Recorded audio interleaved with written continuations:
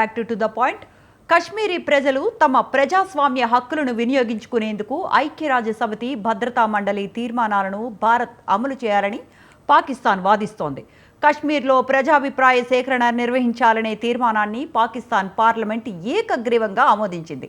మరోవైపు ఐరాసలో భారత శాశ్వత ప్రతినిధి పర్వతనేని హరీష్ కీలక వ్యాఖ్యలు చేశారు. ఐరాస ఉగ్రవాద సంస్థల జాబితాలో ఉన్న 20 సంస్థలను పాక్ పెంచి పోషిస్తోందని, సీమాంతర ఉగ్రవాదాన్ని ఎగదోస్తోందని అన్నారు. జమ్మూ కాశ్మీర్ ఎప్పుడూ భారత్లో అంతర్భాగమేనని తేల్చి చెప్పేశారు. ఈ అంశానికి సంబంధించిన విశ్లేషణ రామ్మోహన్ గారు అందిస్తారు. రామ్మోహన్ గారు, ఐక్యరాజ్య సమితిలో జమ్మూ కాశ్మీర్పై ప్రజాభిప్రాయ సేకరణ నిర్వహించాలని పాకిస్తాన్ కోరింది. దీన్ని భారత్ తీవ్రంగానే ఖండించింది. అసలు ఈ అంశాన్ని, అంటే ఇది ఒక పెద్ద అంశమే, ఈ అంశాన్ని ఎలా చూడాలండి? మీరు చాలా పెద్ద అంశం ఇది.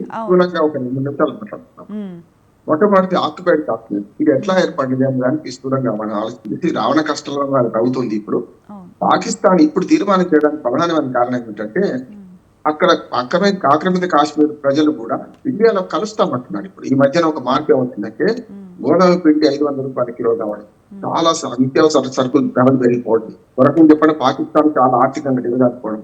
దీంతో ఎప్పుడు కూడా పాకిస్తాన్ రాజకీయంగా కానీ ఆర్థికంగా దిగజారిన ప్రతిసారి కూడా ఆక్రమిత కాశ్మీర్ సమస్య ముందుకు తీసుకొస్తుంది. ఎప్పుడైనా కాశ్మీర్ సమస్య ఆక్రమిత కాశ్మీర్ సమస్య ముందర తీసుకొస్తుంది. ఎప్పుడైనా చూడండి, అంటే వాళ్ళ సంక్షోభాన్ని గట్టెక్కించుకోవడానికి రాజకీయంగా సంక్షోభం వచ్చినా, ఆర్థికంగా సంక్షోభం వచ్చినా, సైనిక పరంగా సంక్షోభం వచ్చినా కూడా పిఓకేను ఆయుధంగా వాడుకుంటుంది. అందులో భాగంగానే ఈ పార్లమెంట్ తీర్మానం చూడండి.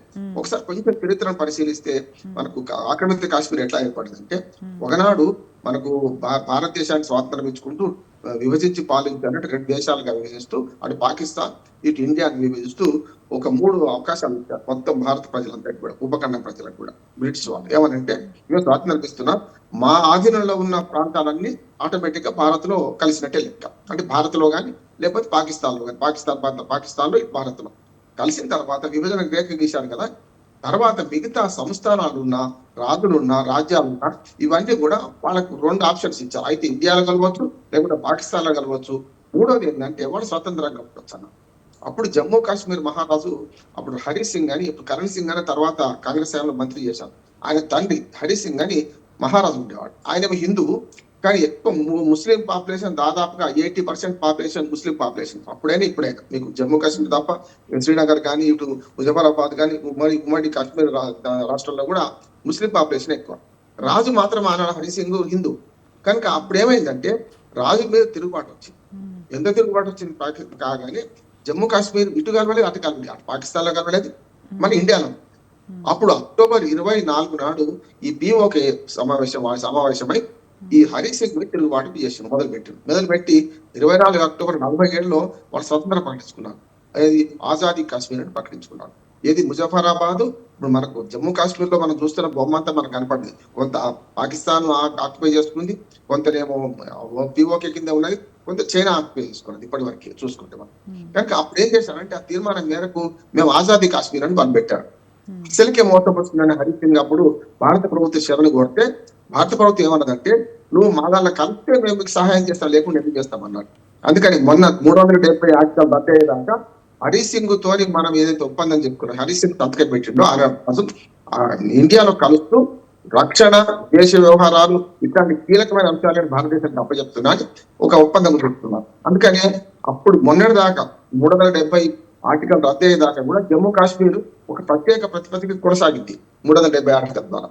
అంతకు ముందైతే ప్రధానమంత్రి వజీర్ ఆజం అనేవాళ్ళు, జమ్మూ కాశ్మీర్ ముఖ్యమంత్రిని, మనకు 2 ప్రధానమంత్రులు ఉండేవాళ్ళు. భారత ప్రధానమంత్రి, జమ్మూ కాశ్మీర్ ప్రధానమంత్రి ఉండేవాళ్ళు ఇదివరకు. ఏది ఆక్రమిత కాశ్మీర్ కాదు, ఇప్పుడున్న కాశ్మీర్కే. అది 370 ఆర్టికల్ తర్వాత మొత్తం ప్రత్యేక ప్రతిపత్తి మొత్తం రద్దు అయింది. ఆ తర్వాత అంతకుముందు కూడా ఈ జమ్మూ కాశ్మీర్ మంత్రాలను కలిసిన తర్వాత మనము సైన్యం పంపినాం, అటు పాకిస్తాన్ చెదరగొట్టాం. ఆ పిఓకేను మాత్రం స్వాధీనం చేసుకోవాలి. ఐక్యరాజ్య సమితిలో అప్పటి నుంచి కేస్తున్నది.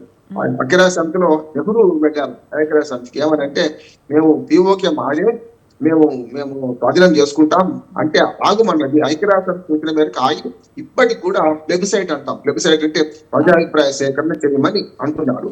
కానీ ప్రజాభిప్రాయ సేకరణ చేస్తే ఇప్పుడైతే నా ఉద్దేశం ఆక్రమిత కాశ్మీర్ ప్రజలు మననే కోరుకుంటారు, ఇండియానే కోరుకుంటారు. ఎందుకంటే పాకిస్తాన్ ఆర్టికల్ లేదు అది. అవును. కానీ అంటే స్వతంత్ర ఆర్టికల్ ప్రతిపక్షంతో అతను 370 రద్దు తర్వాత పూర్తిగా భారత రాజ్యాంగం కిందే పనిచేస్తోంది కదండి కాశ్మీర్. కశ్మీర్ పనిచేస్తుంది. ఆక్రమిత అదే. కశ్మీర్ మనకు లేదు కదా. అవును. నేను చెప్పేది కశ్మీర్ అవును. వరకే.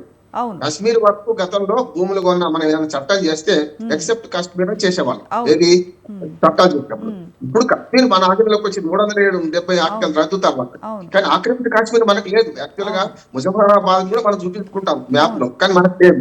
ఇప్పుడు వచ్చిన సమస్య ఏంటంటే అంటే పాకిస్తాన్ ఇప్పుడు ఎప్పుడు సమస్యలు భారత్ వచ్చినా కూడా కొత్త నినాదం ఎంచుకున్నట్టుంది కదండి రామ్మోహన్ గారు. అంటే ఆక్రమిత కాశ్మీర్‌ను తిరిగి పొందటాన్నే ఒక కొత్త నినాదంగా భారత్ ఎందుకు ముందుకు వెళ్తోంది అనుకోవచ్చు మనం.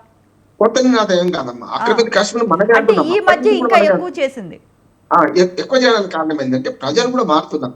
నేను హ్మ్. ఆ కశ్మీర్ ఒక 4 గంటలు మొత్తం పర్యటించామని ముజఫరాబాద్ వెళ్ళడానికి ఇండియా మనకి ఆక్రమిత కాశ్మీర్ లో ఉంది కనుక శ్రీనగర్ చాలా దగ్గరగా బార్డర్ వస్తుంది. బారాముల్లా దాటితే మనకు అటుపక్క ఇటుపక్క అంతా కూడా బార్డర్ మారిపోతాం. అందుకని నేనేమంటున్నానంటే హ్మ్. ఇవాళ కొత్త నినాదం కాదు, కానీ మన డిమాండ్ మనకున్నది. కానీ ఐక్యరాజ్య సమితిలో హరీష్ చాలా మంచి విషయాలు చెప్పారు. ఎప్పటి నుంచో ఉంది ఇది, దీని వెబ్సైట్ అని పెట్టకండి. వాళ్ళు ఇష్టపడి స్వతంత్ర కాశ్మీర్ గా ఉన్నది, ఆదాయ కాశ్మీర్ గా ఉన్నది. దాన్ని మనం కలుపుకోవాల్సింది ఎప్పుడైనా మనకు రావాల్సిందే. అవును. కానీ పొడితో తలగొక్కుంటామా? ఇప్పుడు అక్కడ ప్రజలు కలుపుకుంటే తీవ్రవాద చర్యలు ఇంకా పెరుగుతాయా? ఇప్పుడు ఏమైందంటే క్వశ్చన్ ఒకటి ఉంది. మనకి పాకిస్తాన్ కు ఇండియాకు మధ్యన ఆక్రమిత కాశ్మీర్ అనే క్వశ్చన్ ఒకటి ఉన్నది. అవును. అంటే వాళ్ళు పాకిస్తాన్ దూరంగా ఉంటది, ఇటు మాకు దూరంగా మనకు ఇండియా ఉంటది. ఈ రెండింటి మధ్యన ఆక్రమిత కాశ్మీర్ ఏదైతుందో మనకు ఒక క్వశ్చన్ లాగా ఉపయోగపడుతుంది సైనిక చర్యలు కానీ దేనికైనా సరే. అవును. దాన్ని కలుపుకుంటేనే మనకి ఎక్కువ సమస్యలు వస్తాయి అంటున్నాను నేను. ఈ అవును. పేదరికం సమస్య వస్తుంది, వాళ్ళందరూ మన మీద పడతారు, ఇవన్నీ సమస్యలే వస్తాయి. కానీ మన ప్రాంతం కదా, మనం మొదటి నుంచి క్లైమ్ చేస్తున్న ప్రాంతం కదా అంటున్నాం. అది ఎప్పుడైనా ఈ రావణ కాష్టం ఇప్పుడు అంతలో పూర్తి కాకపోవచ్చు, కానీ ప్రభుత్వం మంచి చర్యలు తీసుకుంటే మాత్రం కాశ్మీర్ ఆక్రమిత కాశ్మీర్ ప్రజలు మాత్రం భారతదేశంలో కలవడానికే ఇప్పుడు ఇష్టంగా ఉంటారు అనుకుంటున్నాను. అంటే మీరన్నట్టు అంటే ఉగ్రవాదాన్ని ఎగదోస్తోందని చెప్పి చాలా క్లియర్‌గా చెప్పారు. ఇంకొకటి ఏంటి అంటే పాక్ తన లోపాలను కప్పిపుచ్చుకోవటానికి అంటే అంతర్జాతీయ మార్కెట్‌లో మేము కూడా ఉన్నాము అని అనిపించుకోవటానికే ఇప్పుడు ఇలాంటి ప్రతిపాదనలు అంటే ప్రవేశపెట్టారనుకోవచ్చా అండి?